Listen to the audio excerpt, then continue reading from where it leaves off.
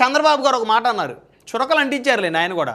ఫోటోల దగ్గర ఫ్లెక్సీల దగ్గర గొడవలు చేసి కూటమి ఐక్యతని డిస్టర్బ్ చేస్తే మాత్రం చూస్తూ ఊరుకొని అది కరెక్ట్ కాదు, మంచి పద్ధతి కాదు.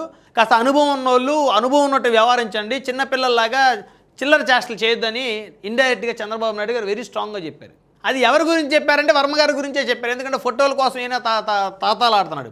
ఎందుకంటే బ్యాడ్ లక్ ఏంటంటే ఆ పిఠాపురం నియోజకవర్గంలో ఏదైనా కార్యక్రమం జరిగితే ఈయన పిలవపై నేను వస్తున్నాడు, ఈయన ఫోటో ఉంట్లా ఫ్లెక్సీల్లో, ఈయనేంటి నా ఫోటో లేదు అని చెప్పేసి ఆయన అనకుండా చంద్రబాబు గారి ఫోటో లేదని ఒకసారి, ఫోటో చిన్నది ఎందుకు వేసారని ఒకసారి. ఎందుకంటే నా ఫోటో లేదని వస్తే ఎవరు ఊరుకోరు. ఆయన ఎమ్మెల్యే కాదు లోకల్గా, లేకపోతే ఎంపీ కాదు, లేకపోతే రాజ్యసభ కాదు, లేకపోతే ఎమ్మెల్సీ కాదు, ఆయనకి ఏం లేదు పదవి.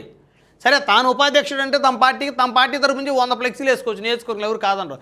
అధికారికంగా అక్కడ జరిగే కార్యక్రమంలో పవన్ కళ్యాణ్ గారు చంద్రబాబు నాయుడు గారి ఫోటోలు ఉంటాయి. లోకల్ ఎమ్మెల్యే ఉప ముఖ్యమంత్రి గారు పవన్ కళ్యాణ్ గారు, ముఖ్యమంత్రి చంద్రబాబు గారు కాబట్టి వాళ్ళ ఫోటోలు ఉంటాయి.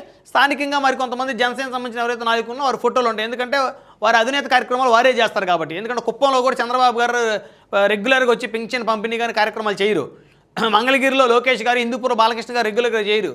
వాళ్ళ మనుషులు ఎవరో ఉంటారు, వాళ్ళకి అనఫిషియల్గా ఇన్ఛార్జి బాధ్యతలో లేకపోతే ఏదో ఒక బాధ్యతలు అప్పచెప్పి వాళ్ళతో చేపిస్తారు.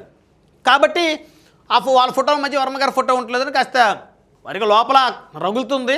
కాబట్టి దాన్ని ఎవరో తప్పుపట్టడానికి లేదు. అయితే ఫ్లెక్సీల దగ్గర ఫోటోల దగ్గర గొడవ చేయొద్దని అయితే చంద్రబాబు గారు క్లియర్గా చెప్పారు. మరి ఇకనైనా, ఎందుకంటే రాష్ట్ర ఉపాధ్యక్షుడిగా ఉండి గొడవ చేసి కూటమి ఐక్యతకి మరి విచ్ఛిన్నానికి ఉపయోగపడకూడదు, ఐక్యతకు ఉపయోగపడాలి కానీ విచ్ఛిన్నానికి పనిచేయకూడదు. కాబట్టి సర్దుకుపోవాలి. ఫోటో ఉన్నా ఫోటో లేకపోయినా, అసలు కుర్చీ ఇవ్వకపోయినా రాను రోజుల్లో వర్మ గారి కుర్చీ వేయలేదనుకో, నా కుర్చీ వేయలేదని గొడవ చేయకూడదు. ఎందుకంటే మీరు రాష్ట్ర ఉపాధ్యక్షుడు, ఆ విధంగా మెయింటైన్ చేయాలి మీరు.